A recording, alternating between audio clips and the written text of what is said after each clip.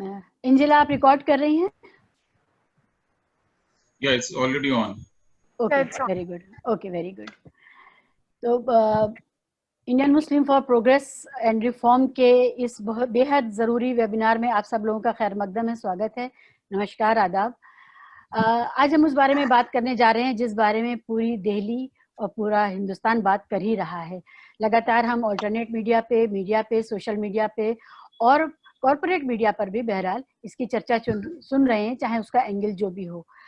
North east Delhi में जो कुछ हुआ फरवरी के आखिर में, उसमें जो पुलिस का रोल रहा है वो कितना नया है या कितना अजीबोगरीब है, उससे ज़्यादा ये ज़रूरी है कि जब 50 के दशक में, 80 के दशक में, 90 के दशक में पुलिस का ये रूप हमारे सामने अखबारों के जरिए आता था, तब उसमें एक बात होती थी कि विजुअल्स नहीं होते थे, और विजुअल्स जब नहीं होते थे तो एक तरह का इंसुलेशन था हमारी जो कॉन्शियसनेस है, जो हमारी सेंसिटिविटी है उसके बीच में और पुलिस के बिहेवियर के बीच में।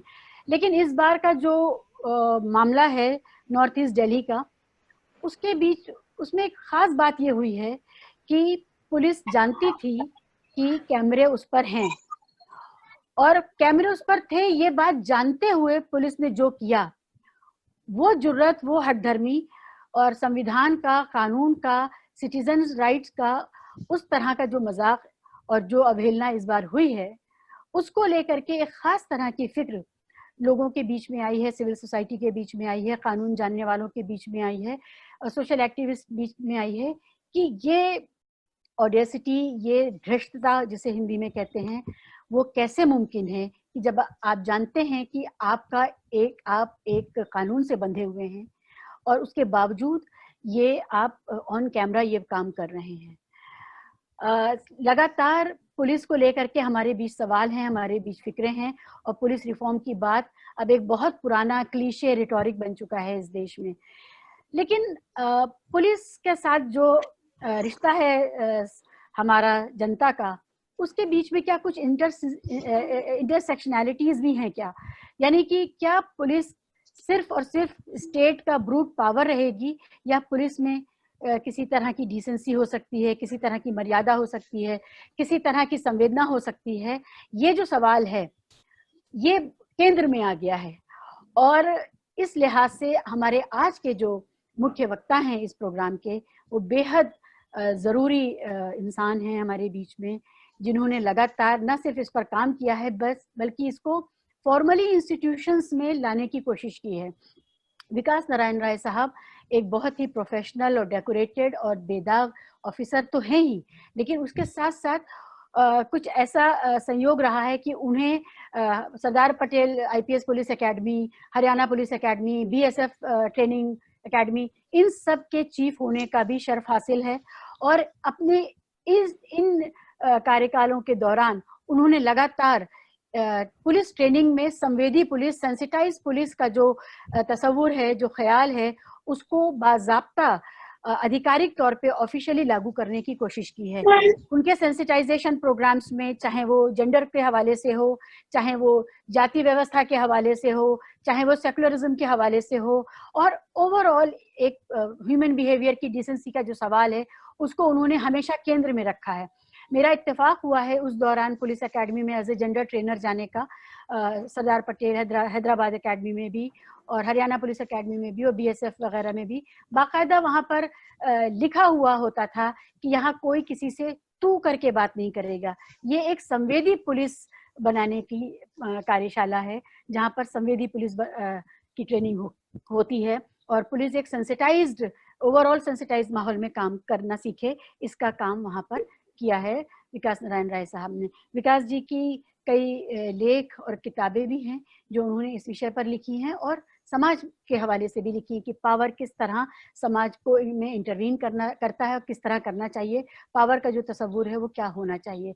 तो इस लिहाज से हम खुशनसीब हैं कि हमारे बीच आज विकास नारायण राय साहब हैं, और आज हम उनसे ही इस ज़रूरी मौजू पर बात करेंगे। लेकिन विकास जी, आपका स्वागत है Indian Muslim for progress and reform के इस कार्यक्रम में। आपको इत्तला के लिए मैं बताना चाहूँगी, यूजुअली क्या होता है कि की नोट एड्रेस होता है, उसके बाद डिस्कशंस होते हैं और उसके बाद क्वेश्चन एंड आंसर्स होते हैं। हम लोग थोड़ा सा इसमें तब्दीली के साथ इस तरह करते हैं कि की नोट एड्रेस थोड़ा हम बाद में रखेंगे, हमारे कुछ और अहम डिस्कशंस हमारे साथ हैं, हम उनसे इसी मौजू पर छोटा छोटा कमेंट लेंगे, बहुत ब्रीफ में, वो 5 मिनट में, 3-4 मिनट में अपनी बात कहेंगे। हमारे बीच मौजूद हैं लेफ्टिनेंट जनरल ज़मीरुद्दीन शाह साहब, आप सब लोग हमारे इम्पार के मेंबर्स हैं। इसके अलावा हमारे बीच में जो आज डिस्कशंस हैं उनमें एडवोकेट फिरोज़ गाजी साहब हैं, उनके अलावा फैज़ी हाशमी साहब हैं, खैरुल निसा मैडम हैं, एडवोकेट खुशनुमा खान साहिबा हैं, खालिद अंसारी साहब हैं। आप सब लोग इंटरवीन करेंगे अपनी छोटे कमेंट्स और नोट्स के साथ में, उसके बाद हम आपको सुनेंगे और उसके बाद हम क्वेश्चन आंसर्स का सेशन रखेंगे। तो हम लोग शुरू करते हैं। लेफ्टिनेंट जनरल ज़मीरुद्दीन शाह साहब, आप भी किसी परिचय के मोहताज नहीं हैं और हम खुशनसीब हैं कि वो Indian Muslim for progress and reform में लगातार हमारे साथ हैं और हमारी क़यादत करते रहते हैं। शाह साहब, आप अपना वक्तव्य पेश करेंगे। आप अनम्यूट कर लीजिए सर, आपका माइक म्यूट है। आदाब, जय हिंद। डॉक्टर एमजे खान अंसारी साहब, श्री विकास नारायण राय, and Impar brethren, thank you very much for inviting me to speak. I wore the uniform for 40 years, and during that time resolved many communal problems, many riots, so I am not new to this field. I am reluctant to comment on a force that wears uniform, having worn uniform myself. But I think the partisan attitude of the police during the riots in February 2020 is so well documented, so well filmed, that one has got to give some comments. The voluminous charge sheets of, I think, 17,000 pages is proof enough that the whole issue is being attempted to be buried or whatever it is. I mean, it is the normal method of babudam in case they want to obfuscate something. If they want to complicate something, they put you a document which cannot be read. So the 17,000 pages will neither be read by anybody and just will gather dust. What are the reasons for the partisan attitude of the police? I would like to say that from my experience, there cannot be a riot.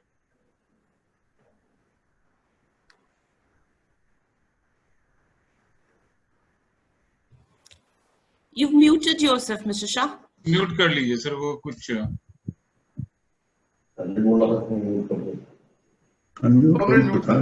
Sorry, I was muted. Yes. Okay, so the Delhi riots of February 2020 are so well documented, and then there is a 17,000 page FIR. The normal technique of babudam is that if in case you want to obfuscate something, put up a voluminous document so nobody can read it. Nobody has the time to read it. What are the reasons for the riot? My experience says that there cannot be a riot without a political nod. That's number one. Secondly, a riot can be controlled by the police within 24 hours because they've got the wherewithal, but they need a political nod. Third is the paramilitary forces and the army should be only called as a last resort. I would say that the police has already been infected by the communal virus, and prolonged deployment of the army and paramilitary forces will only pollute these forces. Let me tell you, ladies and gentlemen, police is very much a part of society. They have not been insulated. So the venom that is flowing within society because of the social media has also affected the police. What are the corrective measures? Well, the corrective measures are very simple. The political leadership has to give a clear signal on the outset of a riot. No more rioting, it will not be tolerated. This happened after 3 or 4 days of riot. Once the political leadership gave a signal, within 24 hours, the police got hold of it. Next is, I would say, enroll larger number of members of the minority community in the police. Once a large number is there, the police will be ashamed to do anything which is unfair. Next is management of IPS officers. This has been a much debated subject very often.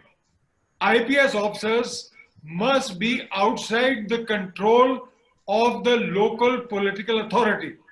There has to be something like the military secretary's branch in the central government which controls the posting of IPS officers.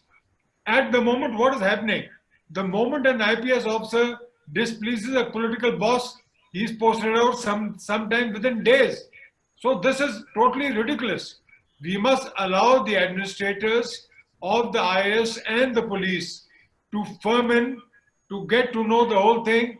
So their postings, their officer management should be outside the control of the local political authority. And last is what you've seen in the case of Robin Hood Tiwari, DG Police. There's been no cooling period. He's joining politics within a month and a half of resigning. There should be a cooling off period of 2 years to prevent the enticement of the administrators, that means the IAS and the police, from joining politics. I would say that these are the reasons, and this is the cure for resolving communal riots. Thank you very much. बहुत शुक्रिया शाह साहब। सभी लोगों से गुजारिश है कि वो म्यूट रखें अपना ऑडियो, क्योंकि बीच में बड़ी डिस्टरबेंस हो जाती है। एडवोकेट गाजी साहब। Somebody is playing music. या तबरेज अंसारी साहब हैं कोई, वो म्यूजिक चला रहे हैं। I will just let him know who is हाँ he. प्लीज, हाँ तबरेज अंसारी करके हैं कोई। एडमिन साहब, आपकी तरफ से भी जो है इसको म्यूट किया जा सकता है, आप खुद अपनी तरफ से जानिब से कर दीजिए, सबका म्यूट कर दीजिएगा। जी जी एडवोकेट गाजी साहब, फिरोज गाजी साहब, ये आप अनम्यूट कर लें। गाजी साहब आप अनम्यूट कर लें।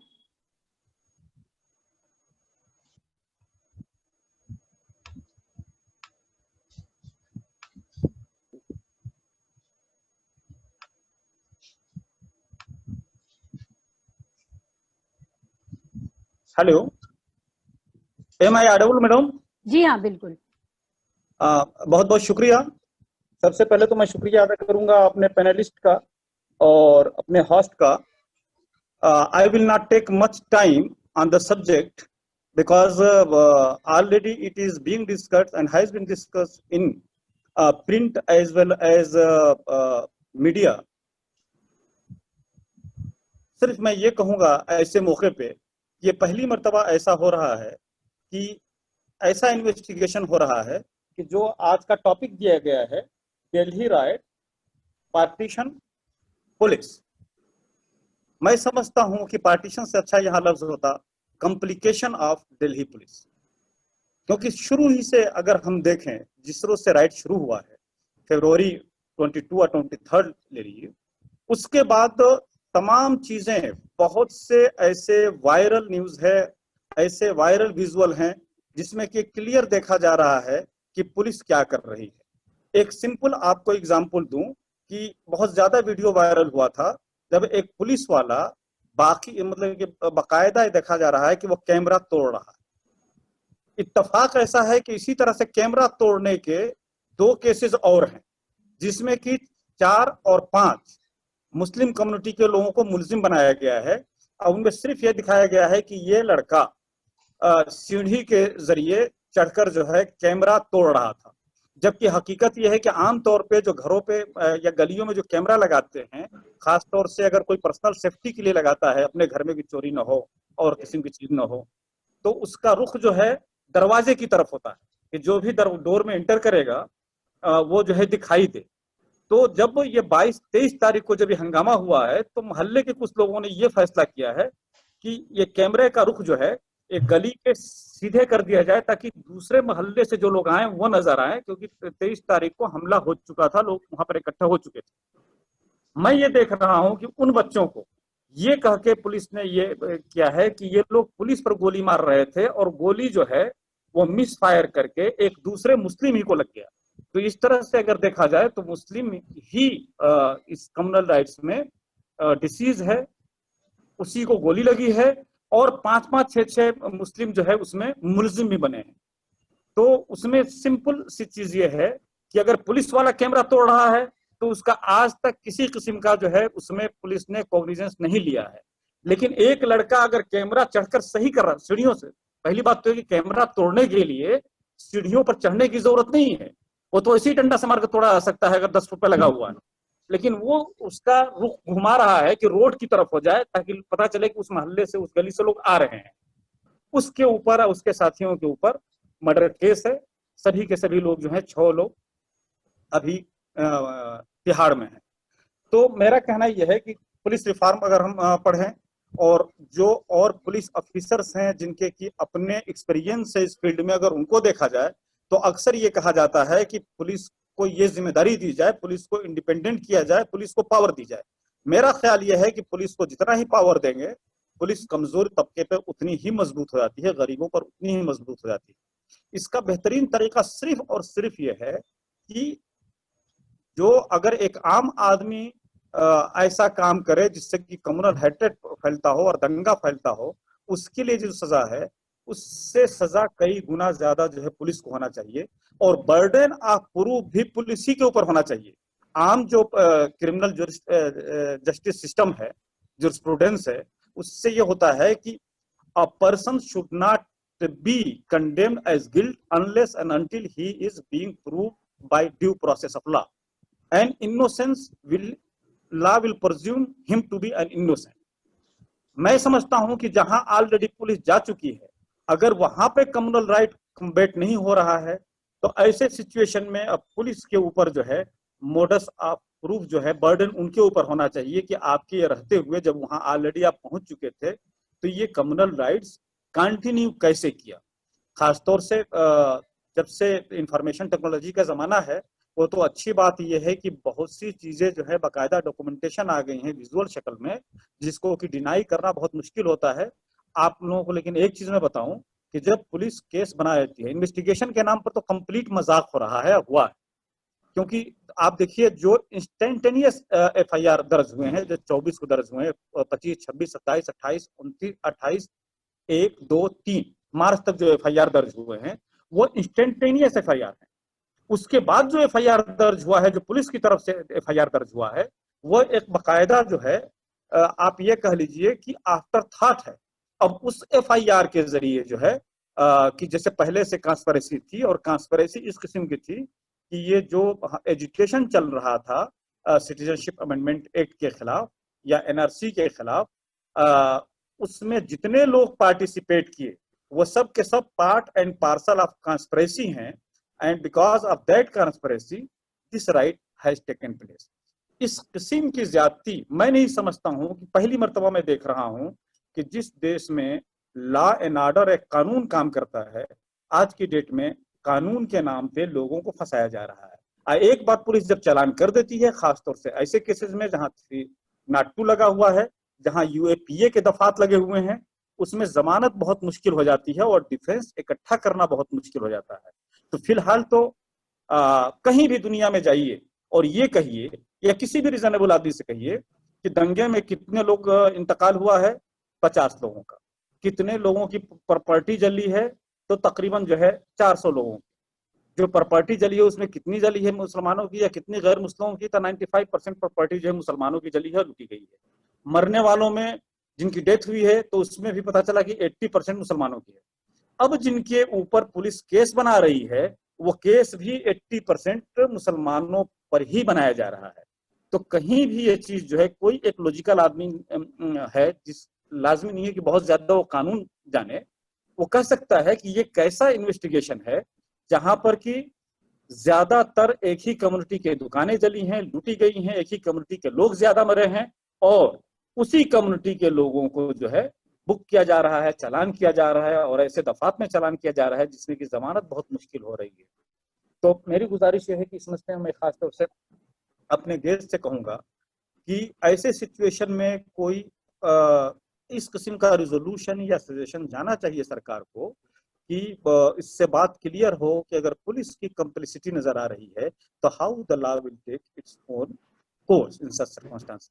बहुत बहुत शुक्रिया, आपने, मैंने बल्कि वक्त ज्यादा ले लिया, बहुत बहुत शुक्रिया। शुक्रिया गाजी साहब। क्या फैजी हाशमी साहब दिख रहे हैं? क्योंकि कुछ कैमरे ऑफ हैं इसलिए मुझे पता नहीं चल पाएगा। खालिद साहब आपको दिख रहे हैं फैजी हाशमी साहब? जी नहीं, आप नहीं। खुशनुमा खैरुलनिसा साहिबा को मैं गुजारिश करती हूँ, अनम्यूट कर लीजिए। खैर,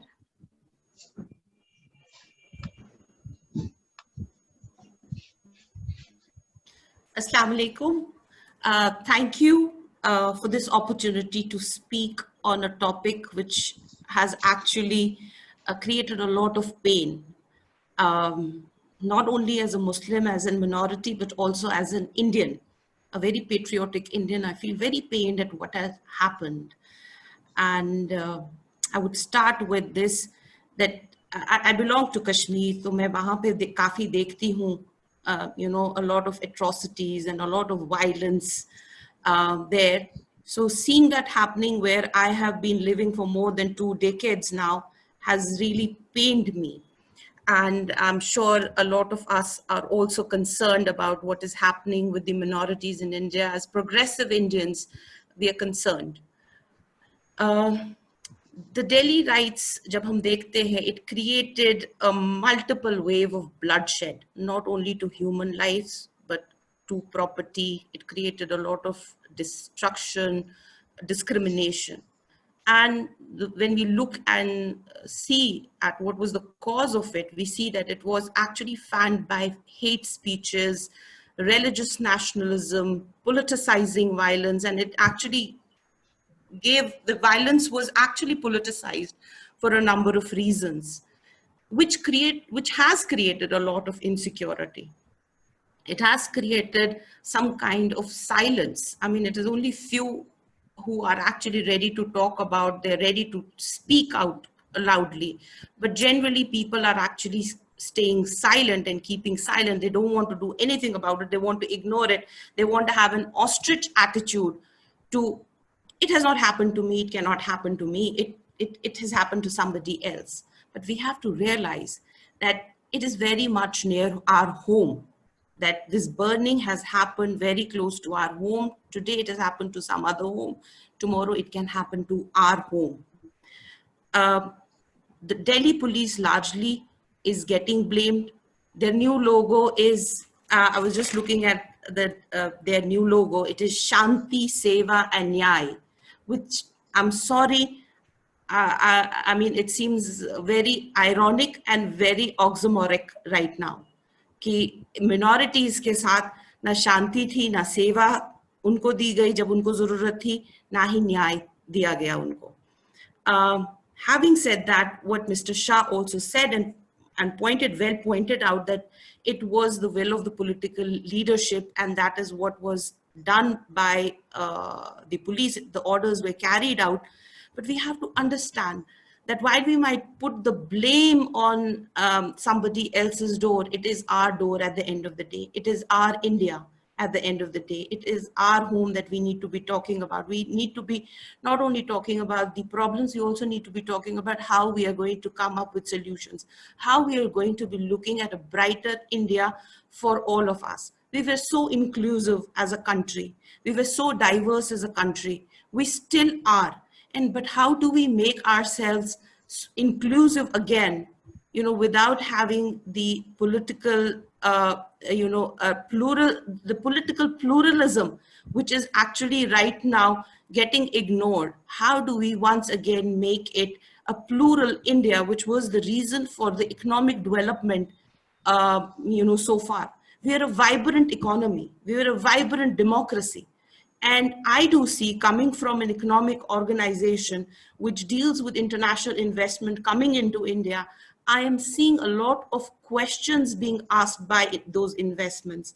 Some of the investments, I mean, forget about the pandemic, but they are, if they're not completely, taking an exit out of India, but they are reassessing India.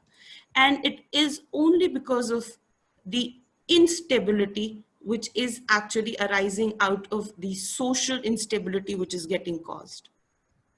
I'm privy to a lot of damage, the economic damage which has happened. I mean, there are some organizations, trade organizations and chambers of commerces who have actually put the assessment of the economic damage of the Delhi rights to 25,000 crores or 35 billion US dollars. I mean, that's a huge amount of, economic loss, especially in times when the economy is really suffering. And let's not blame the pandemic. It is actually largely to be blamed by what is happening. We need to be more empathic. We need to be bringing in that change. We need to bring in the positive change. We ourselves, we minorities ourselves, need to be becoming more inclusive about it. So that is what I think, rather than putting the complete blame on the police, I would say that yes, we need to be blaming them because they are our saviors. We need to be reaching out to them, but at the same time, we also need to be looking at ourselves. Thank you. Thank you so much, Khairul-Nisa ji. May I invite now Madam Talat Zamir ji. She is another senior member. Please unmute your mic. Okay, can you hear me? Yeah, very well. Hello, Acha. No, I am sort of just listening to everybody, and of course, I mean, I read an article by Mr. P.B. Mehta, Indian Express में है वो, और उन्होंने बहुत अच्छी सी बात कही, क्योंकि देखिए राइट्स जो होते हैं वो तो कब से मतलब चले आ रहे हैं, ये कोई नई चीज नहीं है इंडिया में, और हम भी बचपन से सुनते आ, जब हम छोटे थे तब भी होते थे राइट्स, अब यहाँ हो गया वहाँ हो गया, जैसे कि शीबा ने कहा कि पहले मीडिया नहीं था, फिल्म मतलब ये सब चीजें, न्यूज रील जो थी वो सिर्फ फिल्मों में दिखाई जाती थी, तो न्यूज भी इतनी ज्यादा होगी। बहरहाल अब आजकल क्योंकि हम लोग इतने ज्यादा एक्सपोज्ड हैं, सब पता रहता है, तो बेसिकली देखिए पुलिस को मैं सोचती हूँ कि क्या करना है ब्लेम करके, पुलिस अपने आप करती है क्या ये सब? मतलब ये तो जो भी रूलिंग पार्टी जो आती है, चाहे वो कोई भी पार्टी हो, उनको अगर अपने फायदे के लिए राइट्स कराना है तो वो होंगे, चाहे वो 84 के राइट्स हों, चाहे वो कहीं उसके हों, गुजरात के या भी दिल्ली के हों, और जो राइट्स होते हैं उसमें सफर, ये लोग हम लोग इतनी बड़ी बड़ी बातें करते हैं कि इतने करोड़ का नुकसान और ये वो फलाना, but we don't go back, जो ग्रास रूट जो सफरर्स होते हैं वो हम आप नहीं होते, हमारे घर नहीं जलते, ये जलते उन्हीं के हैं जो गरीब हैं, और जो गरीब लोग होते हैं वो आपस में बहुत मिलके रहते हैं। It is very strange, they don't have any animosity between them, they have no concept of Hindu Musalman, उनका सिर्फ एक रोजी रोटी का सवाल होता है, वो अपने रोजमर्रा की जिंदगी को अच्छी तरह से जीते हैं, उन्हें कोई मुश्किल नहीं है, as long as they are earning it's fine. Now the thing is कि वो बेचारे बकरी के वो मतलब बलि के बकरे बनते हैं, उनको मारा पीटा जाता है, और हम लोग जो है वे हम सब ऊपर के लेवल पे बातें करते हैं, लेकिन जो एक्चुअल फैक्ट है वो तो ये है कि आपस में तो इन लोगों की कुछ भी नहीं है, वो क्यों लड़ेंगे भाई? जिसकी रोज आपको मतलब उन्हें फायदा तो कुछ नहीं ना, कौन चाहता है लड़ना? कोई भी नहीं चाहता, ये सिर्फ लड़वाते हैं ना लोग, बड़े बड़ी मतलब ये तो इंटरनेशनल फिनोमेना है, हर जगह लड़ाइयाँ हो रही हैं, ये सब हो रहा है, तो ये तो एक अभी माहौल सा बन गया है पूरी दुनिया में। और टू बी जैसे एक वायलेंट एंड बहुत गलत लैंग्वेज, कोई बदतमीजी, लड़ाई, ये सब चीजें आजकल बन गई हैं. It's like a fashion. If you are not like that, if you are not aggressive, you are not heard. So it is unfortunate. The whole thing has become like this. Now the thing is कि जो इन्होंने article लिखा था mister Mehta ने, उसमें उन्होंने ये लिखा था कि ठीक है, हो रहे हैं ये सारी चीजें, मॉनिटर्ड होती हैं, सब चीजें स्क्रिप्टेड होती हैं, उनको पता है कि ये फलानी जगह होने वाला है राइट्स, ये करना है, इस तरह से करेंगे, ये प्लानिंग होती है. जिनको भी जो फायदा होता है जिस भी पार्टी का, आई एम नॉट सेइंग कि कौन किधर बैठा हुआ है, जो भी आता है, पॉलिटिक्स तो है ये, it's a part of politics. See you have got to win elections, you have got to do, so there are, you have to see, ये स्ट्रेटजीज हैं. जैसे एक आपका होता है ना, क्राइटेरिया होता है to be a good doctor, तो आप पढ़िए ये करिए, but as a politician you need to you know, आपकी कॉन्शियंस को आपको मारना पड़ता है, और ये चीज होती है, ये मतलब it is required. Let's not से गलत और सही के तो मैं मामले की बात ही नहीं कर रही. तो मुझे असल में पर्सनली ये लगता है कि पुलिस भी क्या करे, पुलिस को जब भी कहा जाएगा कि उनको कुछ एक्शन ही नहीं होगा, उनकी ट्रांसफर्स हो जाते हैं, अगर वो नहीं सुनते तो वो भी क्या करें. तो ये पूरी जो मुहिम है, लेकिन ये जरूर है कि पहले चलिए आपके केसेस लग जाते थे, उसके बाद आपकी इंक्वायरी होती थी, फिर आपका चलो FIR हो गई, फिर आपके चार्जेस लग गए, तो ठीक है, फिर आप एक होप होती थी कि भाई आपका जो बंदा है उसको ये डाला गया है, तो हो सकता है कि अच्छे वकील होते थे, चलो आ गए, या तो आपको मतलब पनिशमेंट मिल गई या आप रिहा हो गए. वो सिस्टम जो है ना, एक्चुअली बेसिक जो अब प्रॉब्लम है वो सिस्टम कोलैप्स हो गया है मेरे ख्याल से. I may be wrong, I don't know, but this is what my mind says, कि वो जो सिस्टम जिसपे कि हमको था कि भाई ऐसा, देखिए हर एक दूसरे से बंधा हुआ है, पुलिस को हम कहते हैं, वो भी क्या कर सकते हैं, मजबूर है. जी, अब जी. वो भी मन काम कर रहे हैं ना, वो तो नौकरी कर रहे हैं, हम टू फाइट. आप ऐसे पुलिस में भी है कि भाई आपको तो सुनना ही है ना. तो इस वजह से मैं सोचती हूँ कि जो प्रॉब्लम लाइज इन आर को ये अपनी इसमें जो कोर्ट में जाएं और ये करें, अब तो उससे भी तो कोई उम्मीद नहीं रही ना. बस वही एक बहुत ही बड़ी कमजोरी हो गई है जो पहले नहीं थी.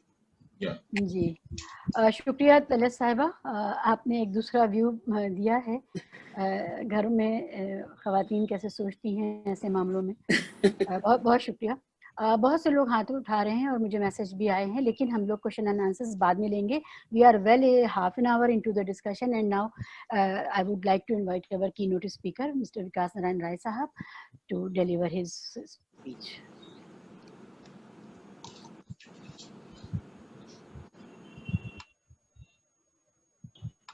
जी विकास जी. तो मैंने ध्यान से अब तक जो स्पीकर्स थे उनकी बातों को सुना, और बहुत सी चीजें तो इतनी स्वतः सिद्ध हैं कि उसमें कुछ कहने की जरूरत नहीं. जैसे पुलिस का जो बायस है वो तो जगह जगह वीडियो में भी और उसी तरीके से भी कैच होता ही रहा है. डिफरेंट क्या है?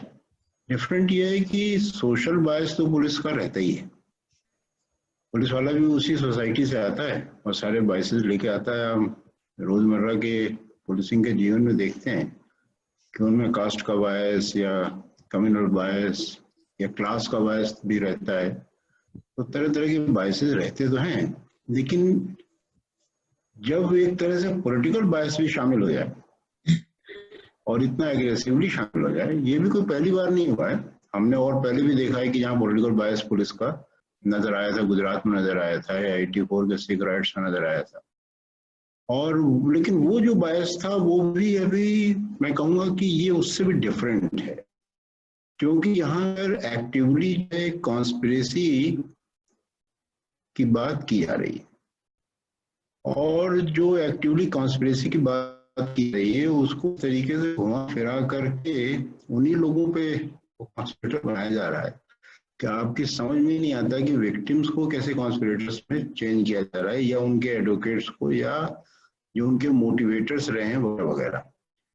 असल में दो चीजें यहाँ पे हैं अगर मैं पुलिस वाले की नजर से देखूं. एक तो ये है कि साहब एक प्रोटेस्ट हो रहे थे सीए के जो बनाया गया था उसके एंटी प्रोटेस्ट चल रहे थे और उसकी प्रोटेस्ट साइट सेट हो रही थी। वो तो मुझे कोई शक नहीं है कि नॉर्थ ईस्ट के एरिया में वो प्लान्ड वे में सेट की गई थी, क्योंकि शाहीन बाग बड़ा सक्सेसफुल था, काफी पब्लिसिटी हो रही थी, तो जगह जगह उनको लग रहा होगा कि साहब अगर हम प्रोटेस्ट और सेट करें तो ठीक रहेगा। But that was planned as a protest to show their anger or their that they are upset about the CAA. That is one part.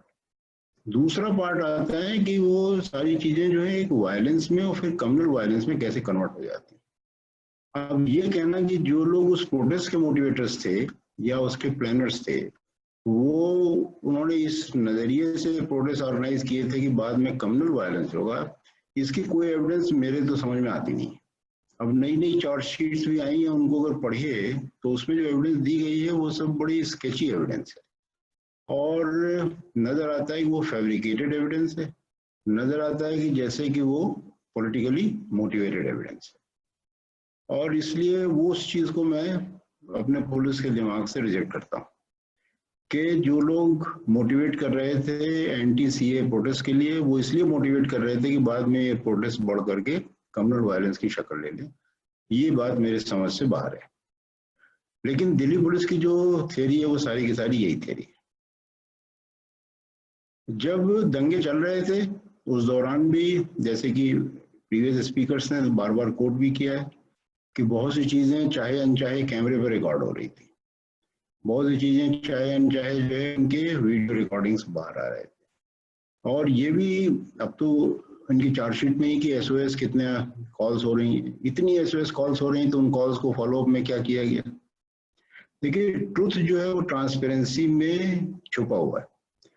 अगर आप ट्रांसपेरेंट हो जाएगी तो ट्रुथ को बाहर आने में कोई टाइम नहीं लगेगा। सबसे जो इसमें अजीब चीज इस दंगे में हुई है, हर दंगे में होता है कि भाई दंगे के बाद फॉर नेम से जो गवर्नमेंट होती है of the day they announce a inquiry committee. इस दंगे में आपने पाया कि गवर्नमेंट ने कोई इंक्वायरी कमेटी नहीं अनाउंस की, ना दिल्ली सरकार ने अनाउंस की। उन्होंने एक विधानसभा की कमेटी बहुत बाद में बनाई है, लेकिन वो एक बाकायदा जुडिशियल कमेटी भी बना सकते हैं, वो भी गवर्नमेंट तो है ही है। और सेंट्रल गवर्नमेंट जो कि यहीं बैठी हुई है, जिनका नीचे एमएचए है, जिनके नीचे दिल्ली पुलिस है, जब आप पे इतने एलिगेशंस लग रहे हैं, जब इतनी एसओएस कॉल जो है वो सैकड़ों की संख्या में आई हुई हैं और ये एलिगेशंस हैं कि उनका फॉलोअप नहीं हुआ है, तो आपको कोई कमेटी बनाने तो बिल्कुल जायज है। आपको हाई लेवल एडमिनिस्ट्रेटिव कमेटी बना देते हैं, जुडिशियल कमेटी नहीं बनाना है तो। लेकिन ऐसा कुछ नहीं किया गया। ये थोड़ा सा ये शो करता है, थोड़ा सा क्या पूरी तरीके से शो करता है कि वास्तव में ये डायरेक्टेड हो चल रहा है। और ये बड़ा अनफॉर्चुनेट है कि जैसे कि प्रीवियस स्पीकर ने भी कहा कि जिनके हाथ में ही आपकी सुरक्षा है, आप यही श्योर नहीं है कि एसओएस में वो आएंगे कि नहीं आएंगे। आएंगे तो जो आंखें दिखा रही हैं वो देखेंगे कि नहीं देखेंगे। और इसके बाद इन्वेस्टिगेशन में तो कमाल ही हो गया। देखो इन्वेस्टिगेशन एक ऐसी चीज है जिसमें कि आपको इन्वेस्टिगेशन लीड करता है पुलिस वाले को। जो आपको क्लूज मिलते हैं, जो आपको इवेंट्स अनफोल्ड होती है, उसके हिसाब से पुलिस वाले को चलना चाहिए। ये पुलिस वाले की ट्रेनिंग है कि वो सबको शक की नजर से देखे। जो भी उस पूरी घटना के इकोलॉजी में मौजूद व्यक्ति है, उनको सबको शक की नजर से देखना ठीक है, लेकिन वो किसी को बायस नजर से नहीं देख सकता। उसकी ट्रेनिंग ये होनी चाहिए कि वो किसी को बायस नजरों से ना देखे। शक तो ठीक है, शक मेरा दूर होता चला गया और मैं जो है आगे बढ़ता गया। Investigation should lead me and I should not lead the investigation, that should have been the way. But यहाँ पे इसका उल्टा हो रहा है। यहाँ पे क्या है, एक एफआईआर भी जो 59 नंबर एफआईआर है, जिसमें कि उन्होंने पूरी कॉन्स्पिरेसी थ्योरी और सबकी बात की हुई है, उसके जस्ट बाद की 60 नंबर की एफआईआर है। ये 24 तारीख को दर्ज होती है और ये चांदबाग एरिया की एफआईआर है, जहां पर कि एक हेड कांस्टेबल को मार दिया जाता है। इस एफआईआर की चार्जशीट जो है वो जून में फाइल होती है। मैंने इस चार्जशीट का अध्ययन किया, I have studied this charge sheet. And actually what they are saying is, they are saying that there is a 4-dimensional conspiracy which is a long-term conspiracy. देखिए 23 तारीख को इंसिडेंट्स को लेते हुए, 24 तारीख के इंसिडेंट्स को लेते हुए 25 तारीख में ये फाइल दर्ज होती है। और 25 तारीख को ये कांस्टेबल्स नहीं है जो कि बीट कांस्टेबल है, उनके बयान पे ये एफआईआर दर्ज की जाती है।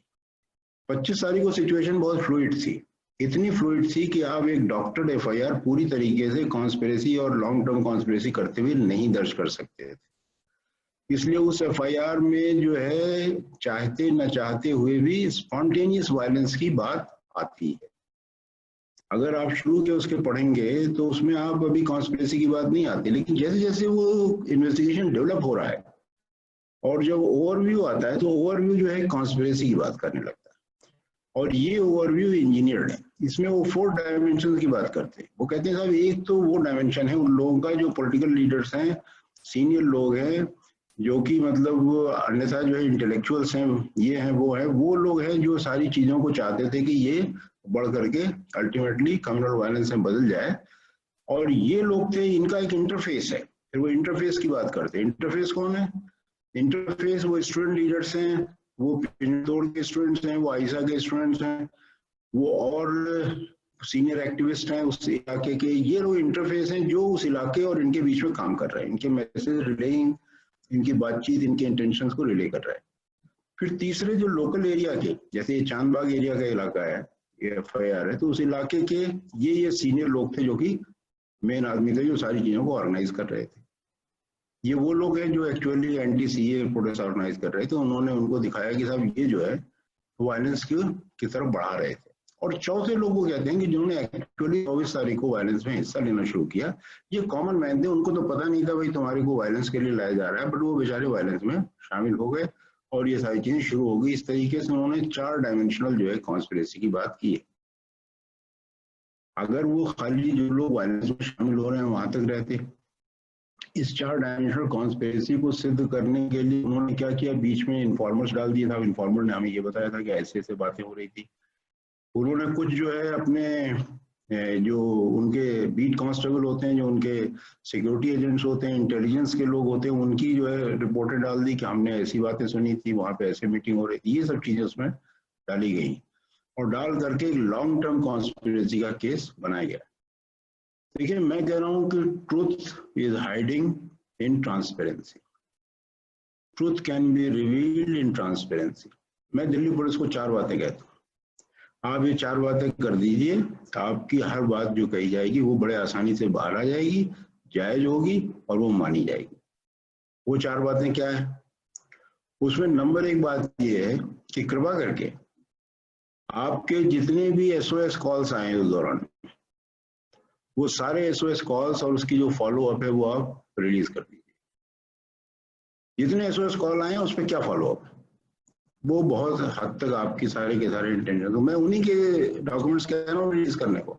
मैं ये नहीं कह रहा हूँ कि किसी प्राइवेट आदमी ने क्या किया, मैं नहीं कह रहा हूँ कि जो प्राइवेट आदमी आपने दिखाया है ये करते हुए उसकी इंटेंशंस क्या थी, मैं कुछ नहीं जा रहा हूँ। मैं ये चारों चीजें कह रहा हूँ जो पुलिस के अपने डॉक्यूमेंट्स होते हैं, मैं सिर्फ उन्हीं की बात कर रहा हूँ। एसओएस कॉल्स आपके कंट्रोल रूम्स में, आपके पुलिस स्टेशन में आई हैं, वो रिकॉर्डेड होती हैं। उन कॉल्स पे आपने क्या कन्वर्सेशन होता है और क्या फॉलो हुआ, इसको आप रिलीज कर दीजिए। दूसरी चीज, आपके जब से प्रोटेस्ट साइट्स बनती हैं, आपके बाकायदा जो है लोग वहां पे जाते होंगे उन प्रोटेस्ट साइट्स को कवर करने के लिए, जिन्हें हम बीट कांस्टेबल कहते हैं या हम उन्हें जो है सिक्योरिटी एजेंट्स कहते हैं या इंटेलिजेंस एजेंट्स कहते हैं। और ये पुलिस का सिस्टम है कि साहब आप उनको जा करके और बाकायदा उनकी रिपोर्टें वो रोज फाइल करते हैं। अब दिसंबर से प्रोटेस्ट साइट शुरू हो जाती हैं, दिसंबर से वो लोग रिपोर्ट अपनी फाइल कर रहे हैं। अगर कॉन्स्पिरेसी है तो ये संभव ही नहीं कि वो रिपोर्ट्स में रिफ्लेक्ट ना हो रही हो। आप वो रिपोर्ट रिलीज कर दीजिए, अभी देखिए कॉन्स्पिरेसी अगर है तो वो रिपोर्ट्स में जो है सामने आ जाएगी। तीसरी चीज जो आपकी जो पुलिस पार्टी जाती है मौके पे राइट्स को कंट्रोल करने के लिए, लॉ एंड ऑर्डर सिचुएशन को मीट करने के लिए, ये सुप्रीम कोर्ट का भी डायरेक्टिव है और हर पुलिस के प्रोटोकॉल में शामिल है कि वो अपने साथ वीडियोग्राफर और फोटोग्राफर ले जाते हैं। तो पुलिस का काम है कि उस पूरी चीज को वीडियोग्राफी करे और फोटोग्राफी करे। बाकायदा पुलिस में पोस्ट सैंक्शन है, दिल्ली पुलिस में तमाम वीडियोग्राफर और फोटोग्राफर्स मौजूद हैं और वो इन टीम्स के साथ गए होंगे, आप उनके वीडियोग्राफ और फोटोग्राफी दिखा दीजिए। उस वीडियोग्राफ फोटोग्राफ में दिखा दीजिए कि कौन से जो है वो योगेंद्र यादव और कौन से पिंजरा तोड़ और कौन से उमर खालिद और कौन कौन से लोग क्या क्या कह रहे थे। वो तो आपके ही फोटोग्राफर है ना, आपके ही वीडियोग्राफर हैं, आपको दिखा दीजिए। चौथी जो बड़ी इंपॉर्टेंट चीज है वो ये है कि जब इन थिक ऑफ द एक्शन, जो कटिंग एज लेवल है, क्योंकि पुलिस वाले की जान पे बनी होती है। मैं सोची कि खाली जो है लोग एक दूसरे को कम्युनिटी वाले ही आपस में लड़ रहे हैं, पुलिस वाला जो बीच में है उसकी भी जान पे बनती है। तो तरह तरह के मैसेजेस वो भी देते हैं, वो आपस में बातें करते हैं, वो फोन पे बातें करते हैं, उनकी बातें भी रिकॉर्ड होती है फोन पे, और वो जो सारी की सारी ट्रांसक्रिप्ट है, जो वो सारा का सारा कॉल रिकॉर्ड है, आप उसको रिलीज कर दीजिए।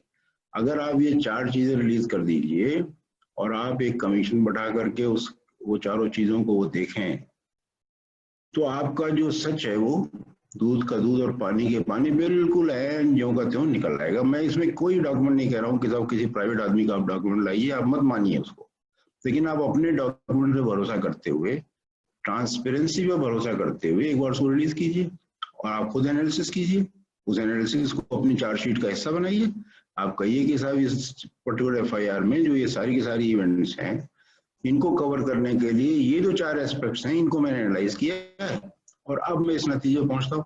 आप उस नतीजे पर पहुंचेंगे तो किसी के पास चारा नहीं होगा कि आपकी बात को जो है वो कंटेस्ट करेगा। देखिए, पुलिसिंग जो हमारे सिस्टम है वो कोई बहुत ज्यादा डिफरेंट नहीं है गवर्नमेंट के दूसरे सिस्टम से। मैं इसको कभी कोई ऐश पुलिसिंग कहता हूँ। ऐश के में 3 हिस्से हैं ना, एक इसमें इनके पास अथॉरिटी की बात करते हैं, एक स्टैटिस्टिक्स की बात करते हैं और एक हायरार्की की बात करते हैं। हायरार्की से वो आदेश लेते हैं, अथॉरिटी वो लॉ पे इम्पोज करते हैं और स्टैटिस्टिक्स से वो अपनी एफिशिएंसी दिखाते हैं। और जब हम उनको ट्रेन करते हैं वो डिफरेंट हो जाते हैं दूसरे ऑर्गेनाइजेशन से, दूसरे डिपार्टमेंट से गवर्नमेंट के, उनको ट्रेन करते हैं तो फ्रेश हो जाते हैं। उसमें एक आर आ जाता है, आर का मतलब रेजिमेंटेशन। तो हम उनका अच्छा खासा रेजिमेंटेशन करते हैं। मतलब ऐसी मिलिटराइज पुलिस की क्या जरूरत है किसी भी डेमोक्रेटिक समाज को। अभी किसी ने बड़ी अच्छी बात कही कि अगर आप इसी पुलिस को और ज्यादा हक दे देंगे, जो ऑलरेडी जो है इतने बायस लोग हैं या जिनकी बायसेस खत्म नहीं किए गए हैं, तो जो आप इतने और हक दे देंगे तो और भी ज्यादा जो है वो कमजोर तबकों को उस पर ऑपरेशन आएगा। तो ये रेजिमेंटेशन होकर के वो रैश हो जाते हैं। और रेजिमेंटेशन के साथ साथ फिर एक चीज और आती है, अब आजकल टेक्नोलॉजी आ गई है, लेकिन टेक्नोलॉजी 2 वे वेपन है, मतलब ट्रैश हो जाता है। टेक्नोलॉजी आने से हम टेक्नोलॉजी को जो पब्लिक यूज कर सकती है वहां पे वो ट्रांसपेरेंसी नहीं लाते हैं। जो उनके अपने फायदे की है उस टेक्नोलॉजी को हम इस्तेमाल करते रहते हैं। अभी ये ट्रैश रहेगा, ये जाएगा नहीं, ये सारे एस्पेक्ट्स रहेंगे।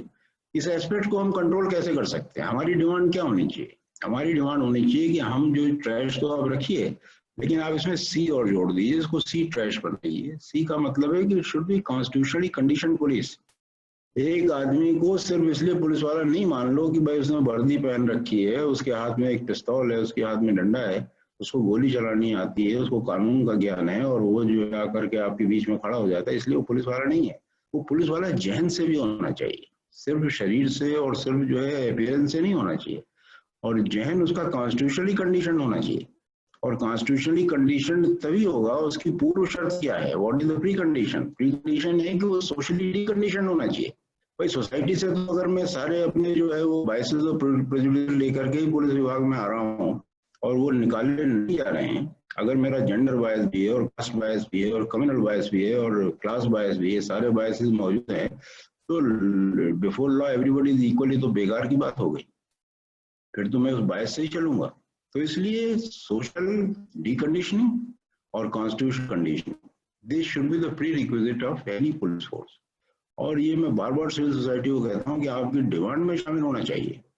जब आपके मतलब की सरकारें बनती हैं, जो आपके मतलब के लोग पॉलिटिकली एक्टिव होते हैं, उनसे कहिए भाई हमें ये पुलिस नहीं चाहिए, इस पुलिस को आपने 1 लाख रखा है, आप 2 लाख कर दोगे तो 2 लाख हमारे सर पे बोझा होगा सोसाइटी के। आप उसमें से 1 लाख के बजाय 90,000 कर दीजिए, but make them constitutionally condition, spend on that aspect, create people who are constitutionally condition. आपकी जब SOS कॉल के बाद 4 पुलिस वाले किसी एक ऐसी जगह पहुंचते हैं जहां आग लगने जा रही है, लड़कियों के साथ रेप होने जा रहा है, लूट होने जा रही है, मर्डर होने जा रहा है, तो वहाँ कोई कॉन्स्टिट्यूशन, कोई कोर्ट, कोई वकील, कोई कम्युनिटी, कोई और उनको गाइड करने को नहीं होता। दे देमसेल्व्स आर द जजेस, they themselves are the executors.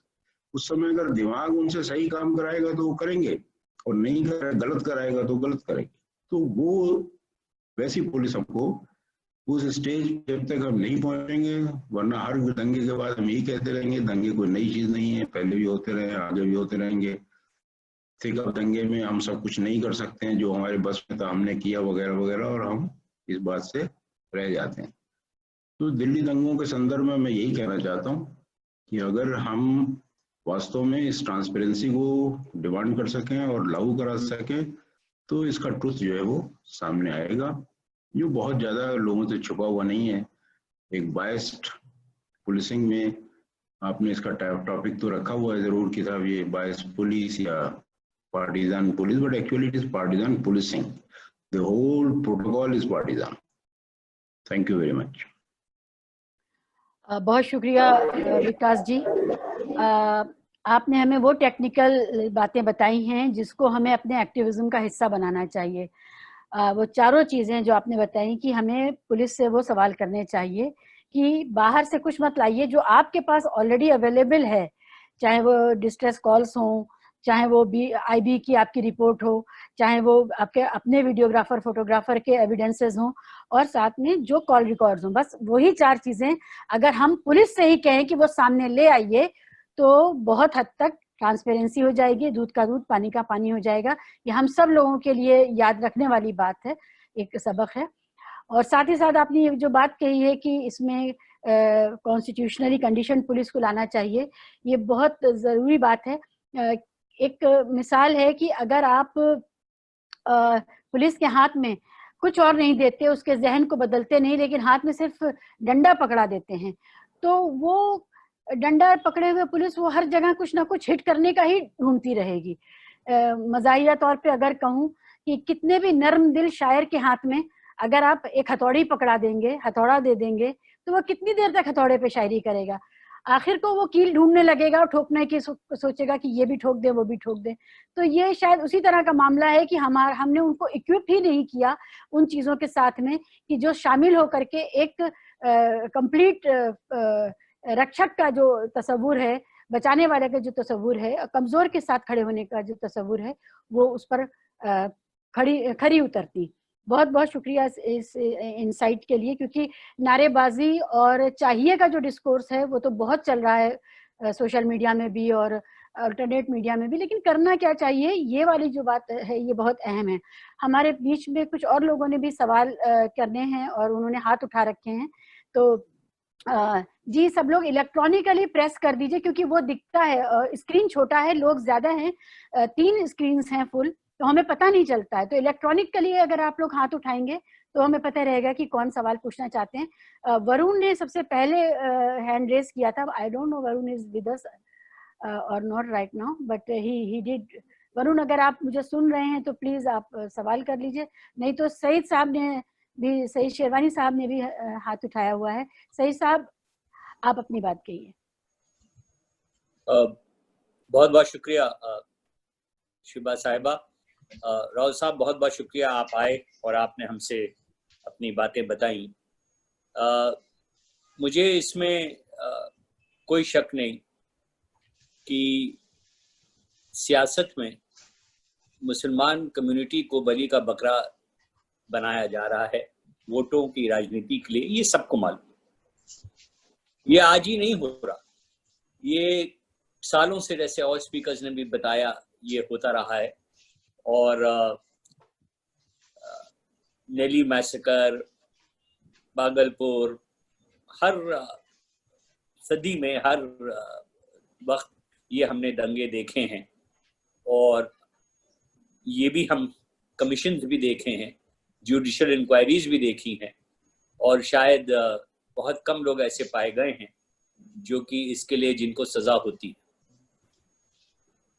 मैं मानता हूं कि हिंदुस्तान का हिंदू सेक्युलर है, जिसके वजह से हिंदुस्तान सेक्युलर है, और इस हिंदू को बदलने की बड़ी जरूरी आवश्यकता कुछ लोगों ने दिखाई है।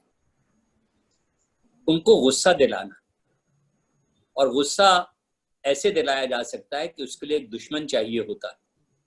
बदकिस्मती से हिंदुस्तान का मुसलमान वो दुश्मन के दिखाया जाता है, जिससे कि हिंदू समाज में गुस्सा आए, और जब हिंदू समाज में गुस्सा आएगा तो वोट भी वैसे ही पड़ते हैं जैसे कि आप चाहते हैं। सड़कों के लिए नहीं, इकोनॉमी के लिए नहीं, नौकरियों के लिए नहीं, महंगाई के लिए को रोकने के लिए नहीं। वो हिंदू मुस्लिम जाति का जो संघर्ष है वो भी इसी के वजह से इस पे वोट पड़ते हैं और पड़ रहे हैं, और आगे आने वक्त में भी, अब इलेक्शन आने वाले हैं, हम देखेंगे कि वैसे ही इसका पूरा वो किया जाता है। इसलिए मुझे सियासतदानों से ज्यादा उम्मीद नहीं, मैं हिंदुस्तान की आवाम से उम्मीद करता हूं कि वो कब तक 70 साल आजादी के हो गए कि हम इस तरह की सियासत का शिकार होते रहेंगे। उसके लिए हमें क्या करना चाहिए? समाज से ही पुलिस आई है, ये भी मैं मानता हूं। पुलिस की बेहतर ट्रेनिंग, आप ही ने इसका जिक्र किया, मैं मानता हूं जरूरी है, रिफॉर्म जरूरी है। मगर हम as a community, as a Muslim community, हम क्या कर सकते हैं? हम मुस्लिम प्रोग्रेस एंड रिफॉर्म्स के लिए हैं, जिससे कि ये नफरत की आग जब भी फैलाने की कोशिश की जाएगी, कम से कम हम उनका काम तो मुश्किल करें जो इस काम से बाज नहीं आते, जो ये बार बार फैलाने की कोशिश करते हैं। हमने तो अपनी नागरिकता के लिए ये झंडे भारत के उठाए थे, हमने किसी की नागरिकता छीनने के लिए नहीं, अपनी नागरिकता बचाने के लिए झंडे उठाए थे। फिर भी इल्जाम लग दिया गया और इसको मोड़ के हिंदू मुसलमान बना दिया गया।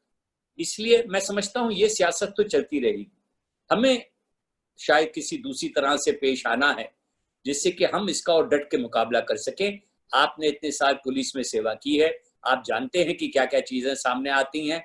आप अगर इस पे कुछ हमें बता सकें तो आपका बहुत बहुत शुक्रिया। विकास जी, पहले सवाल सारे ले लें या आप पहले जवाब देते जाना चाहेंगे और सवाल बाद में लेंगे? एक एक करके करें या सारे सवाल एक साथ आ जाने दें? विकास जी, आपको कैसे सुविधा रहेगी? नहीं, सारे ले लीजिए, सवाल ले लीजिए, ठीक रहेगा, टाइम भी बचेगा। जी अच्छा, ठीक है। औरंगजेब साहब ने हाथ उठाया हुआ है, आप पूछिए। और बहुत से लोगों ने अपने नाम नहीं रखे हैं, उनके नाम के जगह रेडमी आ रहा है या गैलेक्सी आ रहा है, तो फिर मैं पहचान नहीं पा रही हूँ, तो प्लीज अपने नाम रखिए। जी औरंगजेब साहब, आप हैं यहाँ पर? आपने हाथ उठाया हुआ है देर से।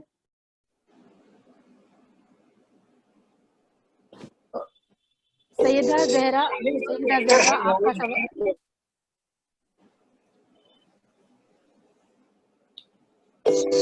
शाहीन बाग में आकर हर रोज भीड़ को भड़काने वाली और इन्हीं भीड़ों को इकट्ठा करने वालों में सबसे बड़ी भूमिका निभाने वाली सफूरा जरगर को दिल्ली पुलिस ने गिरफ्तार करके तिहाड़ जेल भेज दिया है। तिहाड़ जेल में उनकी तबीयत कुछ खराब हुई, इसको लेकर वहां प्रश्न। सैयदा जहरा, आप सवाल कर लें please.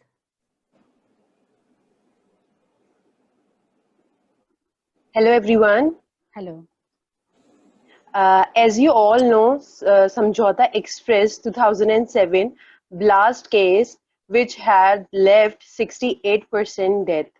Majority was the citizen of Pakistan, and there's still lack of evidence. This is a question mark on India government, India justice systems, and police when it's come to communicating of fighting of Hindu terror. No justice ever received.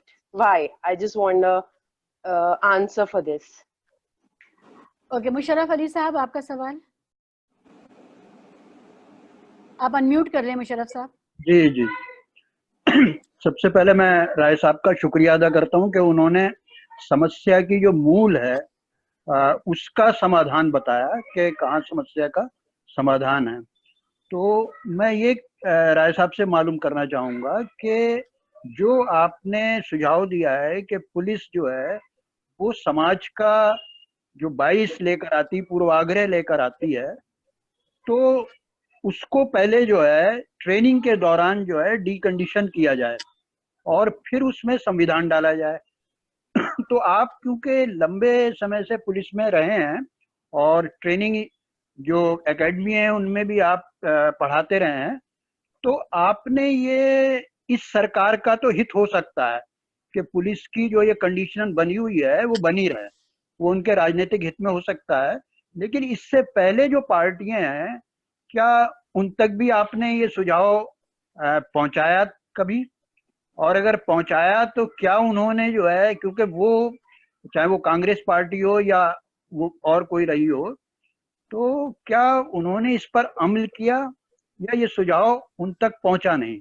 मैं ये जो है उनसे जानना चाहूंगा। जी, मोहम्मद आरिफ साहब, आपका सवाल।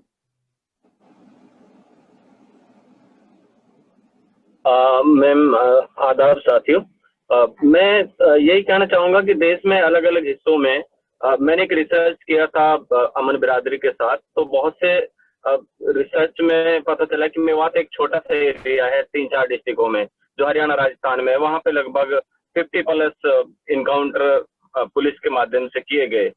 तो ये इसे क्या कहा जाए कि ये मेवात जो है वो दिल्ली जो है हमारी राजधानी उसके 50-60 किलोमीटर दूर है, और इतना नजदीक होते हुए या ये कहें कि इतना नजदीक होते हुए भी मुस्लिम मेजोरिटी का एरिया है। 80% लगभग मुस्लिम मेजोरिटी है यहाँ पे। तो डिस्क्रिमिनेशन का शिकार तो पता नहीं, जैसे विकास सर ने कहा कि सिस्टम 22 है और बहुत सी चीजें हो सकती हैं, लेकिन यहाँ अब पता नहीं कि पॉलिटिकल बाइस है या क्या है। उसकी अंडरस्टैंडिंग के लिए मेरी उम्र तो इतनी नहीं हुई है, लेकिन मैंने जो कोशिश की है रिसर्च करके पता लगाने की, तो उसमें मुस्लिम ही लड़कों को इस एरिया में, खासतौर से इस एरिया में मुस्लिम लड़कों को लार्ज स्केल पे इनकाउंटर करके उनकी डेथ और इनकाउंटर इंजर्ड के केस बहुत हैं, कस्टोडियल डेथ के केस बहुत हैं। मेवात लिंचिंग के लिए भी बहुत मशहूर है। पहलू की लिंचिंग है, उमर की लिंचिंग है और अकबर की लिंचिंग है। तो यहाँ बहुत सी घटनाएं हुई हैं। इनकी समझ के लिए मैं थोड़ा सा जानना चाह रहा था कि आखिर कारण क्या है। ओके, सादिक अली साहब, एडवोकेट सादिक अली साहब, अनम्यूट कर लीजिए।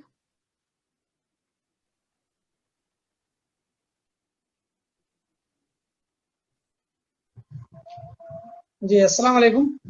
वालेकुम अस्सलाम। जैसा कि मैं जितना, हम लोग तो, मैं रायपुर छत्तीसगढ़ से हूँ, हम लोग तो बहुत दूर है दिल्ली से। जो अखबारों में पढ़ रहे हैं, जो टीवी में देख रहे हैं, उसी के हिसाब से हम लोग, बाकी जो अपने पहचान के लोग हैं उनके सोर्स से ही जो पता चला। अभी आप लोग के डिस्कशन में भी ये सब बातें सामने आई कि 80% हमारे घर चले, 80% हमारे लोग अंदर हैं, 80% हमारे लोग मारे गए। मेरा ये मानना है कि दंगा तो पूरा सोचा समझा प्लानिंग के तहत था। मैं सिर्फ इसमें यही कहना चाहूंगा कि इसमें जो जो लोग को सरकार बचा रही है, तो उनके लिए हम लोग को वो अपना complaint case, criminal complaint case लेके आना चाहिए। और इस तरीके से हम लोग को, उनको जो सरकार बचा रही है, हमको उनको कटघरे में लाना चाहिए क्रिमिनल कंप्लेंट केस के माध्यम से। बस यही मेरा प्रश्न है। ओके, आमिर फैसल साहब, आपका सवाल।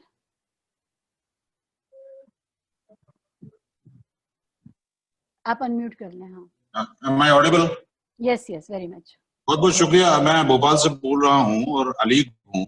मैं क्लास 1 ऑफिसर हूँ मिनिस्ट्री ऑफ हेल्थ में। मैं सभी रिस्पेक्टेड जितने भी मेरे स्पीकर्स थे, मैंने उनको सबको सुना है। मुझे सर्विस करते हुए लगभग ऑलमोस्ट 30 इयर्स हो गए हैं, और देश में 17 को मेरा ट्रांसफर हुआ, और अब मेरे पास एंटायर मध्य प्रदेश मेरे पास है।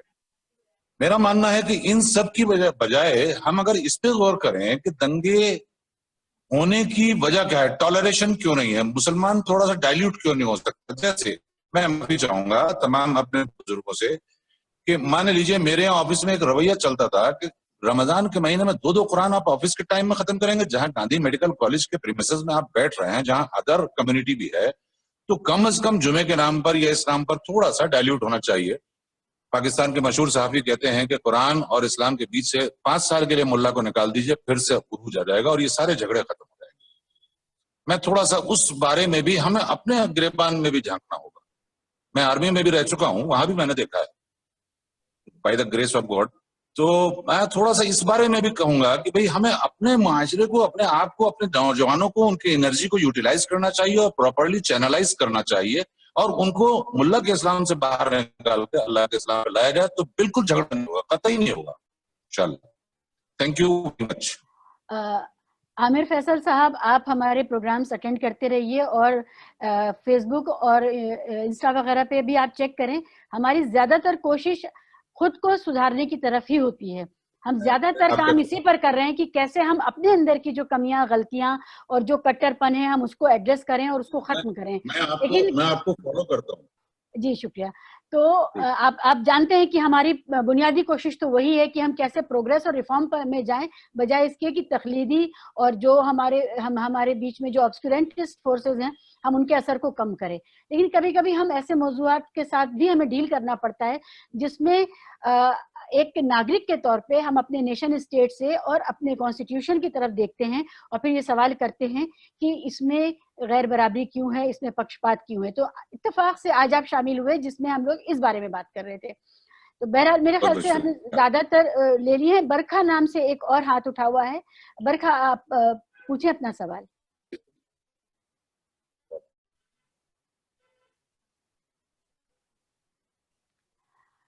बरखा, आप अनम्यूट करके पूछें अपना सवाल, आपने हाथ उठाया हुआ था।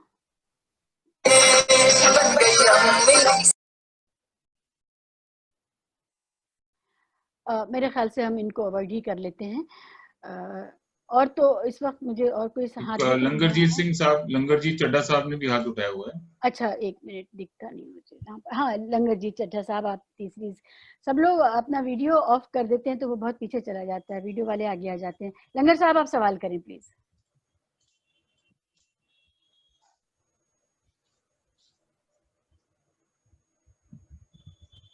आप सुन पा रहे हैं लंगर साहब? एक सईदुद्दीन जिद्दा से है, उनका भी क्वेश्चन ले लेते हैं। जिद्दा से सईदुद्दीन साहब हैं, आप सवाल कर रहे हैं, तब तक लंगर साहब का नहीं कनेक्ट हो रहा। अस्सलाम वालेकुम रहमतुल्लाहि व बरकातुहू। वालेकुम सलाम। मैं सईद बात कर रहा हूँ। मैं इलेक्ट्रिकल इंजीनियर हूँ जिद्दा में, तकरीबन 40 साल से यहाँ पे हूँ अल्हम्दुलिल्लाह। तो सर, ये बहुत अच्छा ये आपने मीटिंग रखी है। इसमें जो है बिल्कुल अपने प्रॉब्लम्स का जो डिस्कशन हो रहा है और इसका जो एनालिसिस हो रही है, इसमें मैं समझता हूँ कि सबसे इम्पोर्टेंट बात यह है कि हमारी गैर मौजूदगी डिपार्टमेंट्स में ये सबसे बड़ा प्रॉब्लम है, क्योंकि लोग हमारे जो है ना बहुत ही कम परसेंटेज में जो है सिविल सर्विसेज में है, और ये जो रूल्स जो कर रहे, जो मतलब है कि जो कंट्रोल कर रहे हैं, उनमें जो है हमारी मौजूदगी नहीं है, इवन छोटे पोजीशन से लेके बड़े पोजीशन तक, जिसकी वजह से ये डिस्क्रिमिनेशन होता है। अगर एक भी आदमी वहाँ पे रहे तो वो जो है अपने साथियों के साथ वो कंट्रोल हो जाता है। तो सबसे पहले हमको ये चाहिए कि जो है डिपार्टमेंट्स में जो है हमारा प्रेजेंस हो, किसी भी लेवल पे, हर लेवल पे हमको हमारी मौजूदगी ज़रूरी है। न सिर्फ IPS ऑफिसर, बल्कि जो आदमी जो FIR लिखता है, उस लेवल पे भी अपने आदमी को चाहिए। तो ये गैर मौजूदगी की वजह से जो है ये बहुत बड़ा प्रॉब्लम है, और ये सारे डिस्क्रिमिनेशन की वजह वही है। तो हमको जो है as a group, as a intellectual group जाके जो है वहाँ के कमिश्नर से मिलनी चाहिए और उनसे 1-to-1 मिलके बात करनी चाहिए कि भाई आप 1-to-1 केस जो है एनालाइज करें और बात करें उस पर। तो मेरा ख्याल है that will have some impact, positive impact. Thank you very much.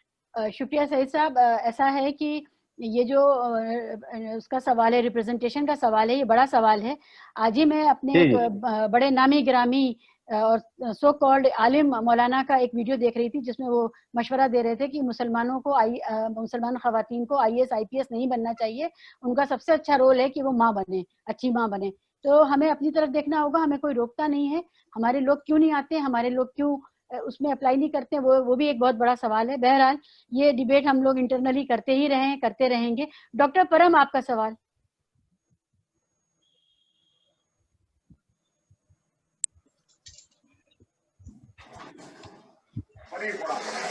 और पाकिस्तान के हुक्मरान, I think जी disturbance only.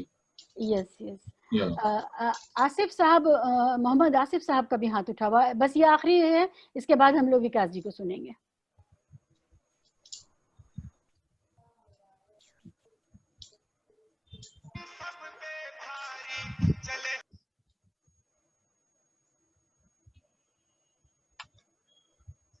Again some audio. जी सुन लेते हैं साहब। जी हाँ विकास जी, अब आप सवाल, आपके जवाबों की बारी है।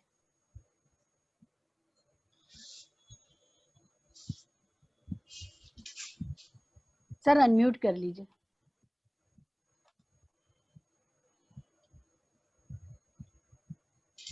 विकास ji is there. Vikas ji is here, और वो सर अनम्यूट कर लीजिए। हेलो। जी आवाज आ रही? जी, अच्छा अब जी। आ रही है। वो आपकी ओर से ही मेरा ख्याल पूरा पैनल ही आपने म्यूट किया हुआ था, इसलिए म्यूट नहीं हो रहा था। खैर कोई बात नहीं। जी मैं सबसे पहले जवाब देना चाहूंगा। किन्नी ने पूछा था कि भाई आप भी तमाम ट्रेनिंग इंस्टीट्यूशन वगैरह रहे हैं, और जब दूसरी सरकारें थी तो ये बातें जो कॉन्स्टिट्यूशनल कंडीशनिंग की है वो क्या की गई या नहीं की गई। देखिए सही बात तो जो अंदर की बात है वो ये है कि किसी भी सरकार की दिलचस्पी अच्छी पुलिस में नहीं है, किसी पॉलिटिकल पार्टी की दिलचस्पी नहीं है। ये थोड़े से बहुत ज्यादा एग्रेसिव हैं, और ये दूसरे जो है वो इतने एग्रेसिव तो नहीं है। वो अगर पुलिस ठीक है तो उन्हें कोई उससे ज्यादा फर्क नहीं पड़ता, कुछ एक मामलों को छोड़ करके, बाकी वो उसको बर्दाश्त कर लेते हैं। लेकिन वो आपके इंडिविजुअल इनिशिएटिव पर डिपेंड करता है। क्या आवाज आ रही है मेरी? जी जी। अच्छा जी। तो मैं कह रहा था कि इससे कोई बहुत ज्यादा फर्क नहीं पड़ता, लेकिन मुझे ये कहना है कि दूसरी सरकारों में आप इनिशिएटिव लेकर के और कॉन्स्टिट्यूशनल पुलिसिंग की बात कर सकते थे, ये संभव था। इसमें आप, मुझे नहीं लगता कि आप ये बातें जो है करेंगे तो कोई सुनने वाला है, और ये बड़ा अनफॉर्चुनेट है। मैंने एक प्रोग्राम शुरू किया था जहां भी मैं डायरेक्टर रहा, उसे हम sensitise police for empowered society कहते थे। संवेदी पुलिस सशक्त समाज उसको हिंदी में कहते थे। उसका मतलब ये था कि भाई अगर आप समाज को सशक्त करेंगे, if you empower the society and you are sensitise in that direction, then that will be, you are delivering a good service to the society. Because we believe that a weak society will never respect the police, will never extend cooperation to the police. A weak society will always despise the police, it will always mistrust the police, and police will never get that cooperation or never get that trust. And for making a strong society, you have to be legitimate yourself. Your whole conduct should be legitimate, your profile should be legitimate. तो इस आधार पे हमने संवेदी police सशक्त समाज की बात की थी, हरियाणा पुलिस एकेडमी में रहते हुए की थी। तमाम मैं आज भी उन ऑफिसर्स को जानता हूँ, मिलता हूँ, जिन्होंने इसको फॉलो किया और वो बड़े खुश हैं। इस कंसेप्ट को मैं नेशनल पुलिस एकेडमी भी ले गया, और एक बैच जो मुझे ट्रेन करने का पूरा 1 साल मौका मिला, उनको भी मैंने ये कंसेप्ट देने की पूरी कोशिश की। लेकिन एक बात आप याद रखिए कि ट्रेनिंग जो है खाली ट्रेनिंग एकेडमी में नहीं होती है, सबसे ज्यादा बड़ी ट्रेनिंग होती है फील्ड में, जहां आप जो देखते हैं वो सीखते हैं। आप जैसे ही फील्ड में जाते हैं तो ट्रेनिंग एकेडमी का बहुत कुछ पीछे रह जाता है, और आप वो सारे वैल्यूज पकड़ लेते हैं जो वहां पे फील्ड में चल रही हैं। तो ये जब तक सस्टेन्ड प्रोसेस नहीं होगा, और बड़े चेंजेस हमेशा पॉलिटिकल एरिना में होते हैं, एडमिनिस्ट्रेटिव एरिना में छोटे छोटे चेंजेस हो सकते हैं। जब पॉलिटिकल एरिना में कोई बड़े चेंजेस की बात की जाएगी, और पॉलिटिकल एरिना में कोई ऐसे लोग आएंगे जो कि इसको कर सकते हैं, जैसे कि आप लंदन बॉबी की बात सुनते हैं, और रॉबर्ट पील मूवमेंट आया उनका। रॉबर्ट पील ही जो है स्वयं होम सेक्रेटरी बनता है, होम मिनिस्टर बनता है, और प्राइम मिनिस्टर बना, और उसने सारी ये पूरा कंसेप्ट जो था एक कम्युनिटी पुलिसिंग का, और police is public and public is police, ये सारा कंसेप्ट लाया, जिसको कि आज आप लंदन बॉबी के रूप में देखते हैं। वहां पे एनकाउंटर्स नहीं होते इस तरीके से, वहां पे बायस के आरोप तो रखते हैं, लेकिन हर आरोप की जांच भी होती है। वहां पे ये सारी चीजें नहीं पैदा होती हैं, जो कि वहां पे भी multi cultural society, multi national society है, मल्टी कम्युनल सोसाइटी है, तरह तरह की, लेकिन वो चीजें नहीं पैदा होती। तो ये एक्सपेरिमेंट किया गया था, और ये एक्सपेरिमेंट चला भी था, और इसको मैं सफल भी मानता हूँ, इन द सेंस कि जितनी देर ये था काफी इसने प्रभाव डाला। लेकिन मैं ये कहूंगा कि ये एडमिनिस्ट्रेटिव जो चेंजेस हैं वो मोहताज हैं पॉलिटिकल लीडरशिप के, पॉलिटिकल चेंजेस के। अगर कोई ऐसी पार्टी आए जो बड़े पैमाने पे इस चेंज को उठा सकती है तो इसके परिणाम बड़े अच्छे होंगे, इसमें कोई शक नहीं है। दूसरा, किसी ने समझौता एक्सप्रेस की बात की थी। देखिए, समझौता एक्सप्रेस में शुरुआत जैसे होती है, मुझे उसको SIT का चीफ बना दिया गया, और मैं अपने SIT चीफ बनने में जिस बात का श्रेय मैं चाहता हूं कि वो बात लोग समझें, वो ये है कि वो जमाना था जब मक्का मस्जिद ब्लास्ट हुआ था हैदराबाद में, जब अजमेर शरीफ ब्लास्ट हुआ था, जब मालेगांव ब्लास्ट हो रहे थे, और हर ब्लास्ट में जो पहला शक था वो मुस्लिम ऑर्गेनाइजेशंस पे, टेररिस्ट ऑर्गेनाइजेशन पे, पाकिस्तान पे वगैरह वगैरह जाता था, जो स्वाभाविक भी था क्योंकि पाकिस्तान से लगातार एक्टिविटीज होती थी, कुछ ऑर्गेनाइजेशन थे, कुछ एक्टिव सेल्स थे वगैरह वगैरह। हमारा भी पहला शक जो है इसी बात पे था कि एक्सटर्नल अफेयर्स मिनिस्टर पाकिस्तान के आने वाले थे और ये कोई ना कोई टेररिस्ट ऑर्गेनाइजेशन है जो इसको सबोटाज करना चाहता था और इसलिए समझौता एक्सप्रेस ब्लास्ट हुआ है। हमने अपने शुरू के 5-7 दिन इसमें खर्च भी किए। लेकिन जैसे कि मैं कह रहा हूँ कि मैंने हमेशा इस बात को माना है अपने प्रोफेशनल जीवन में कि इन्वेस्टिगेशन आपको लीड करता है। जब क्लूज मिलने शुरू हुए और हमारी समझ में आ गया कि कहानी क्या है, तो हमने कोई गलत गिरफ्तारी नहीं की। आप पाएंगे उसमें कोई गलत गिरफ्तारी नहीं हुई। देर तो लगी, लेकिन जब भी गिरफ्तारियां हुई सही हुई। ये तो प्रेजेंट गवर्नमेंट ने आकर के वो सारे के सारे केस को कमजोर किया। जो प्रोसिक्यूटर्स थे उन पे जोर डाला कि भाई आप जो है गवाहों को बैठाइए, आप उनके बयान ना होने दीजिए, और ये सब कर करा करके मिली भगत से उनकी जो है उनको एक्विटल कराया गया। वो एक अलग कहानी है। लेकिन सच्चाई ये है कि जो एक बायस्ड जो इन्वेस्टिगेशन होता था, जैसे कि मक्का मस्जिद केस में हुआ, मक्का मस्जिद में जैसे ही ब्लास्ट होता है तुरंत पुलिस जो है पहुंच जाती है मुस्लिम मोहल्लों में और वहां से यंगस्टर्स को उठाना शुरू करती है। प्रोटेस्ट होता है, पत्थर चलते हैं और गोलियां चलती हैं और 8 यूथ जो है मारे गए उस दौरान में। फिर झूठे लोग पकड़े गए और सालों के बाद उनको डिस्चार्ज कराया गया। उस तरह की बेवकूफियां जो है बच गई।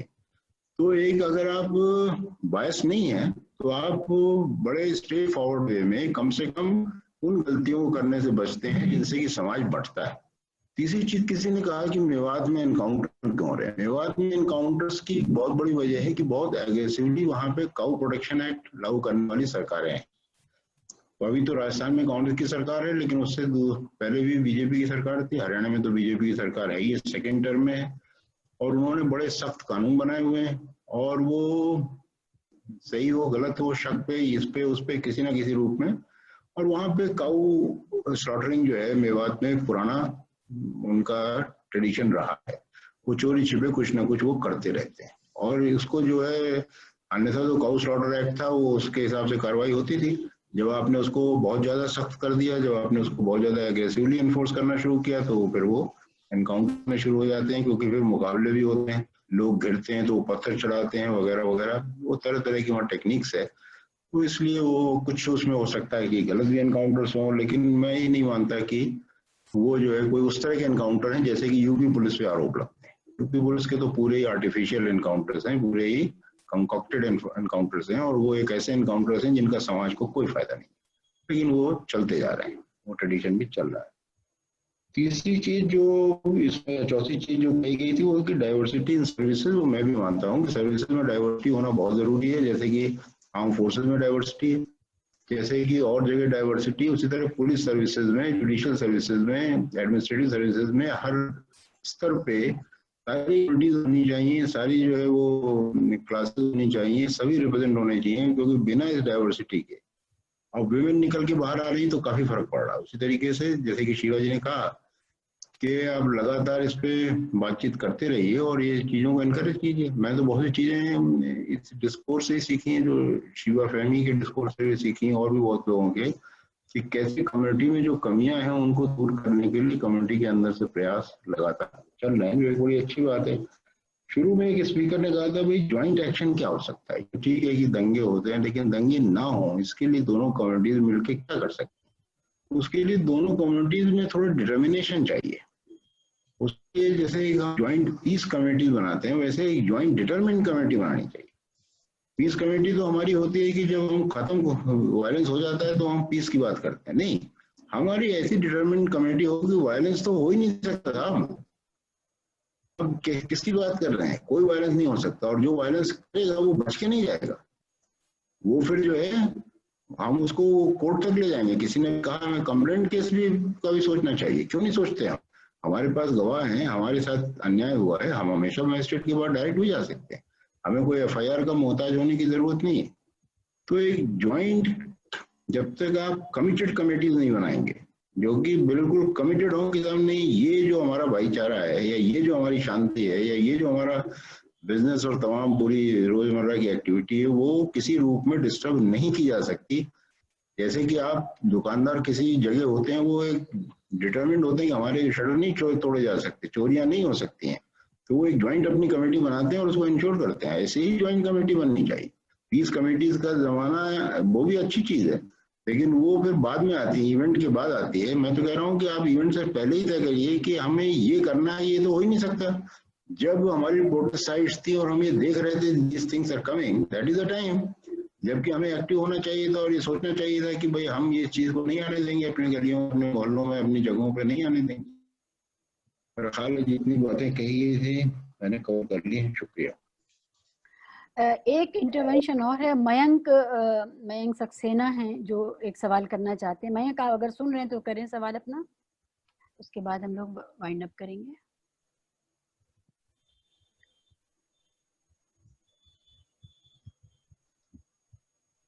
मयंक सक्सेना, क्या आप सुन रहे हैं? जी, आप मुझे एक्चुअली मैं म्यूटेड था आपकी तरफ से। मेरी आवाज मिल रही होगी मुझे लगता है सबको। नहीं, हाँ अब मिल रही है जी। एक अभी बात उठी थी सेल्फ रिफॉर्म वाली, जिसमें ये कोट किया गया था कि एक दिन में 2 कुरान खत्म करना। मैं इस बारे में मुझे थोड़ी सी ये बात ऑब्जेक्शनेबल इसलिए लगी क्योंकि बहुत कम लोग होंगे ऐसा जो ऑफिस आवर्स में, वर्किंग आवर्स में ऐसा करते होंगे। इन्हें गिने मुसलमान होंगे। ये नैरेटिव वही है जो राइट विंग जिस तरह से फैलाता है। मैंने भी 13 साल 14 साल नौकरी की है। मैंने शायद गिनती के ऐसे लोग देखे हैं जो मतलब हो सकता है कभी कोई नमाज पढ़ लेता हो रमजान के दौरान, पर ऐसा कोई नहीं करता है कि काम छोड़ के ऐसा करता हो। दूसरा, नो डाउट किसी भी वर्क प्लेस पे रिलीजियस किसी तरह के रिचुअल की कोई जगह होनी नहीं चाहिए, पर वो किसी वर्क प्लेस पे किसी के लिए नहीं होनी चाहिए। ये नहीं हो सकता है कि एक हिंदू एम्प्लॉय जो है, और मैं एक हिंदू परिवार में पैदा हुआ हूँ, ठीक है, एक हिंदू एम्प्लॉय जो है वो अपनी कुर्सी के पीछे जो है वो गणेश जी की, हनुमान जी की, राम की फोटो लगा के बैठे, वो जाके रोज वहां पे दिया जलाए, अगरबत्ती जलाए, ठीक है। और एक मुसलमान के लिए ये बहुत बड़ा जनरलाइजेशन है, सरलीकरण है कि हर मुसलमान 2 कुरान खत्म कर रहा है जाके, ठीक है। कोई नहीं करता ऐसा, और अगर वो कर रहा है तो फिर वो काम ही नहीं कर रहा है। तो पहली बात तो ये होता नहीं है। दूसरा, अगर ये कहीं कोई कर रहा है तो आपको वर्क प्लेस से या तो इस देश में कानून बन जाए कि कोई करेगा ही नहीं ऐसा। सेल्फ रिफॉर्म होना चाहिए, पर वो सेल्फ रिफॉर्म बहुत सारी और जगह पे हो सकता है जहां काम करने की बात बहुत सारे लोगों ने की, पर ये जो नैरेटिव है इससे हमको बचना होगा, इससे हमको बिल्कुल बचना होगा, क्योंकि ये रिलीजियस फ्रीडम या तो है या नहीं है, और कैसे है फिर ये सबके लिए डिफाइन होगा। दूसरी बात ये है कि ये हम सबको बहुत गंभीरता से सोचना होगा। विकास जी ने भी ये बात कही, और विकास जी के साथ हम लोगों ने एक दिन और बात की थी, तब भी ये बात उठी थी। कम्युनिटी को अब आगे आके, क्योंकि देखिए लड़ाई बराबरी की है, ये लड़ाई ये नहीं है कि आप अपने आप को बचा ले किसी तरह। तो हिंदू पूजा कर रहा है लेकिन आप नहीं करेंगे, आप अपनी आइडेंटिटी छुपा के चलेंगे। यहाँ पे लीगल असर्शन जो है और जो पूरा लीगल प्रोसेस है, यानी कि जब दंगे होते हैं या जब लिंचिंग के क्राइम होते हैं, अब बैठ के कम्युनिटी के अंदर लोगों को और सबको, केवल इतना नहीं कि जो प्रोग्रेसिव और पढ़े लिखे या मजबूत लोग हैं वो सोचे, उनको तो सोचना ही चाहिए, खैर सबसे कम वो सोचते हैं। हालांकि ये सोचना होगा कि कितनी बार ऐसे मामले हुए जब इस तरह का कोई क्राइम हुआ, इस तरह की जीनोसाइड्स हुई, इस तरह के हिंसक हमले हुए माइनॉरिटीज को दबाने की, और उसकी लड़ाई जो है वो कम्युनिटी के लोगों ने जाके ताकत से लड़ी हो। आप देखिए आमतौर पे कुछ और लोग आएंगे, वो हाथ मिलेंगे। अपनी लड़ाई खुद भी हाथ में लीजिए, बहुत ताकत से और हिम्मत से जाके सर उठा के लड़िए। वो चाहे दिल्ली दंगे हो, वो चाहे गुजरात के दंगे हो। आप गुजरात दंगों का देखिए, आप तीस्ता का नाम ले लेंगे, हाशिमपुरा मलियाना की बात करेंगे तो वीएन राय साहब का नाम आएगा। थोड़ा सा अब जो है इस चीज को लेके आगे आना पड़ेगा कि हमको लिंचिंग्स के बाद ये इंतजार नहीं करना चाहिए कि हम जब ऊना में दलित पे हमला हो जाए और उसके बाद रैली निकले भारत बंदो तो हम उसमें पार्टिसिपेट करें। आपको इस लोकतंत्र में, लोकतंत्र की तरह अपनी हिस्सेदारी को खुद सुनिश्चित करना होगा, हर बार दूसरों की तरफ मुंह उठा के नहीं देखना होगा। इस बात को बहुत जरूरी है अश्योर करना। शुक्रिया मयंक, बहुत अहम बात आपने कही है कि आप ही मरे स्वर्ग दिखता है कहते हैं, तो अपनी लड़ाई खुद भी लड़नी ही पड़ेगी। और वी कैन नॉट, इसको हम आउटसोर्स नहीं कर सकते अपनी लड़ाइयों को कि कोई और सेकुलर ग्रुप आएगा वो लड़ेगा। हमारे पास अधिकार हैं और हमारे पास लीगल सिस्टम है, हम अपनी लड़ाइयाँ लड़ें। मेरे ख्याल से हम लोगों ने काफ़ी कुछ कवर कर लिया है, और अब वक्त 2 घंटे का हमने जो मांगा था तकरीबन वो ख़त्म हो रहा है। 1-2 रक्षी सलीम का हाथ भी उठा हुआ है और 1-2 हाथ और हैं।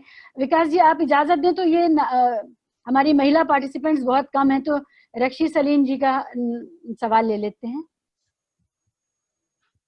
रक्षी सलीम आप अनम्यूट करें प्लीज।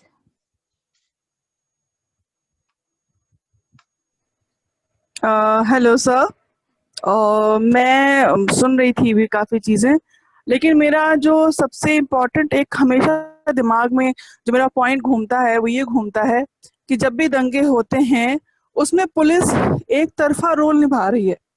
उसमें देखते हैं कि कहीं ना कहीं हम सब देख रहे हैं मीडिया में कि पुलिस डिपार्टमेंट जो है वो हिंदू को सेव करता है, मुस्लिम को इस तरह की चीजों से मतलब उसको कहीं ना कहीं मुजरिम करार दे ही दिया जाता है।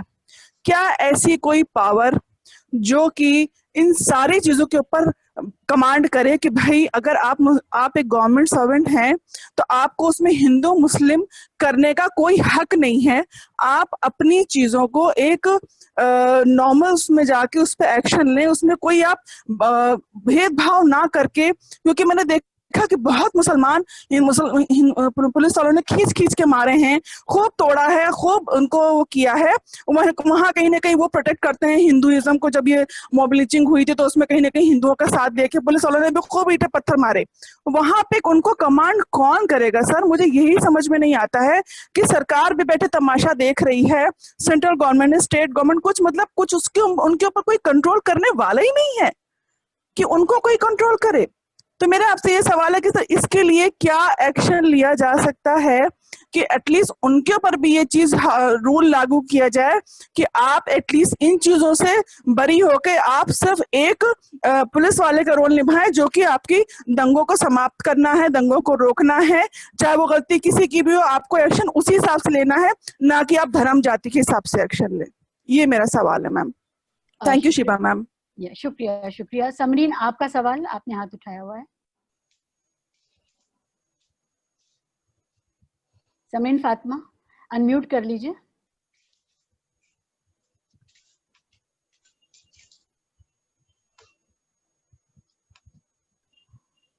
Samreen Fatima, are you there? You want to ask the question? Please unmute if you want to. Or we can take Aleem Ahmed Sahab. Aleem Ahmed Sahab ने भी हाथ उठाया हुआ है। Aleem Ahmed Sahab, Yes, my question is with Mr. Vikas Narayan Sahab. There are a lot of people from minority communities. Maybe they are Sikhs, maybe they are Muslims.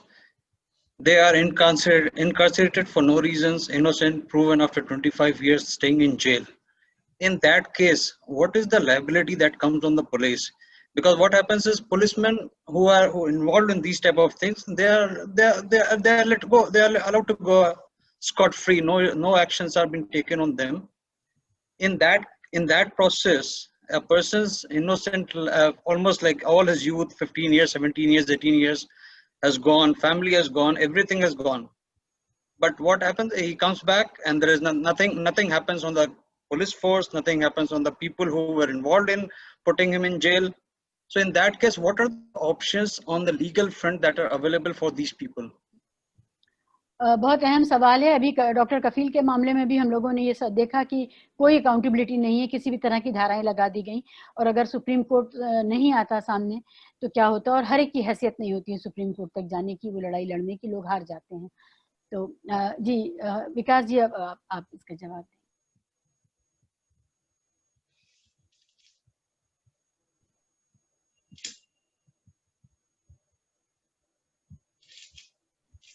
विकास जी, आपका video भी नहीं दिख रहा है और ऑडियो भी कोई नहीं आ रहा है। आप हैं महफिल में?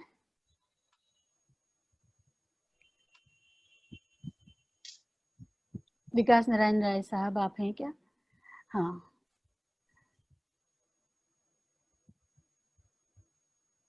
आपकी आवाज नहीं आ रही सर। आपके यहाँ काफी नेटवर्क बैंडविड्थ काफी लो है शायद इसीलिए। हाँ, इसी देर विकास जी दिख रहे हैं लेकिन उनकी आवाज नहीं आ रही। मतलब उनकी विंडो ओपन है। विकास नारायण राय साहब, आपकी विंडो हमें दिख रही है लेकिन आपकी कोई आवाज नहीं आ रही और वीडियो भी नहीं आ रहा है।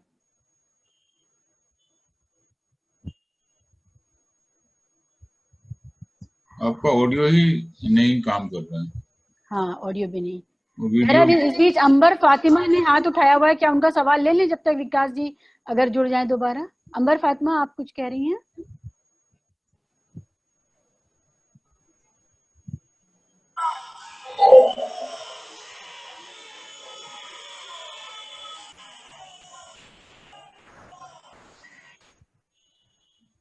नहीं शायद। इरीना अकबर। आयरीना, अस्सलाम वालेकुम आयरीना।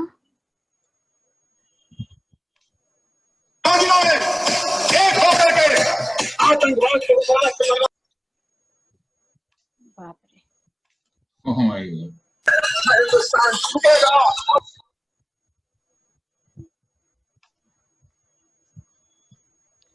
आई थिंक कुछ मेजर नेटवर्क इशू है विकास जी के एंड पर। जी, आई थिंक हमको इसको टेक्नोलॉजी की डिपेंडेंस जी से हाँ। यही मसले होते हैं। जी विकास जी, अगर आप हमें सुन रहे हैं तो आप इस बीच अगर आप जुड़ जाएंगे तो बहुत अच्छा रहेगा। आपसे हम कंक्लूडिंग रिमार्क ले लेते। बहरहाल खालिद साहब, आप शुक्रिया तब तक अदा करें हमारे स्पीकर साहब का और पार्टिसिपेंट्स का। Thank you, Shivaji. Thank you so much. On behalf of Empire, I am thankful to all the participants, all the members of the Empire community, also Dr. Vikash Narayan Rai Sahab, our respected panelists from Empire, to participating in this valuable webinar. विकास नारायण राय साहब ने बहुत ही important बात कही कि हमको constitutional conditioning करने की जरूरत है पुलिस की। उन्होंने साथ ही साथ ये भी कहा कि हमको पुलिस की सोशल कंडीशनिंग करने की भी जरूरत है। एक बात पे उन्होंने जोर दिया कि जब इलेक्शंस होते हैं तो हम लोग इस बात पे जोर क्यों नहीं देते कि हम ऐसी पुलिस की मांग करें जो कि सोशली कंडीशनड पुलिस हो। तो बहुत दफा हमारी मांग भी इस तरह की होती है कि हम ऐसा कोई दबाव नहीं बनाते कि हम अपना एजेंडा सेट करें कि हमारे लिए ये एजेंडा होना चाहिए। ये सिर्फ मुसलमान पे लागू नहीं होता, ये हर भारतीय शहरी के ऊपर लागू होता है कि वो अपना एजेंडा सेट करे पॉलिटिशियंस के साथ में। और उन्होंने एक बहुत अच्छी बात कही कि हमको एक जॉइंट डिटरमिन्ड कमेटी बनानी चाहिए रॉयट्स के बाद में। तो ये एक बहुत अच्छा मशवरा है। मेरे ख्याल से इसको हमेशा एम्पायर को भी हमेशा ध्यान में रखते हुए जब भी ऐसा कोई मौका हो और उस पर पहले से ही अमल करना चाहिए कि जॉइंट डिटरमिन्ड कमेटीज का गठन जो है जगह जगह पर किया जाए और जब भी इस तरह के मौके हों तो उस वक्त जो है ये कमेटी काफी जो है एक्टिवली पार्टिसिपेट करें और हम अपने मसलों को खुद तय करें। मुझे ऐसा लगता है कि बहुत दफा अफवाहें भी जो है बहुत बड़ा रोल प्ले करती हैं रॉयट्स के मामलात में। जिस समय सीए एनआरसी का ये मैटर चल रहा था तो इस वक्त बहुत तरह तरह की अफवाहें भी दोनों तरफ से थी और वो अफवाहों पे अगर जो है काबू किया जाता और लोगों ने रेस्ट्रेन होके जो है सही डिसीजंस लिए होते उस वक्त तो शायद दिल्ली रॉयट्स को अवॉइड किया जा सकता था। मैं विकास नारायण राय साहब का बहुत बहुत शुक्रिया अदा करता हूँ। उन्होंने अपना कीमती वक्त देके हम लोगों को अपनी वाणी से जो है हमको अनुग्रहित किया। मैं उनका बहुत बहुत शुक्रगुजार हूँ और आप सब लोगों का भी बहुत बहुत ममनून हूँ कि आपने हम लोगों को अपना कीमती वक्त दिया इस वेबिनार के लिए। Thank you on behalf of Empire to everyone. Thank you very much. Thank you so much. Vikas ji बीच में नजर आए लेकिन शायद फिर टेक्नोलॉजी ने धोखा दिया है, वो चले गए हैं। बहरहाल हम उन्हें बहरहाल शुक्रिया अदा करते हैं और शुक्रिया खालिद साहब, आप सब लोगों का बहुत शुक्रिया जो आप सब लोग यहाँ जुड़े और बहुत एक्टिव पार्टिसिपेशन रहा।